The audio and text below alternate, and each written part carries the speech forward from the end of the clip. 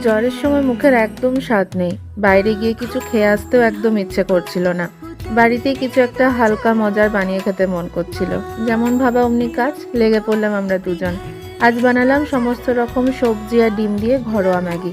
প্রথমে সব সবজিগুলো যেমন গাজর, ক্যাপসিকাম, পেঁয়াজ, বাঁধাকপি সব একসাথে হালকাভাবে তেলে ভেজে নিলাম। এরপর আগে থেকে সেদ্ধ করে রাখা টমেটো একটা মিক্সিতে পেস্ট করে নিলাম। তারপর সেটা ভাজা সবজির মধ্যে দিয়ে দিলাম। এরপর ওপরে দুটো ডিম ফাটিয়ে সব সবজির সঙ্গে ভালো করে নাড়াচাড়া করলাম। সব কিছু সুন্দর মিশে গেলে আগে থেকে সেদ্ধ করে রাখা ম্যাগিটা কড়াইয়ে ঢেলে দিলাম।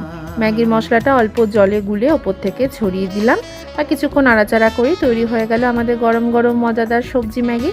জ্বরের মুখে এই এক বাটি ম্যাগি কিন্তু এক টুকরো সুখ। খুব সহজ, সিম্পল, কিন্তু একদম মন ভরানো। সবাই ভালো থাকবেন, সুস্থ থাকবেন। জয় জগন্নাথ।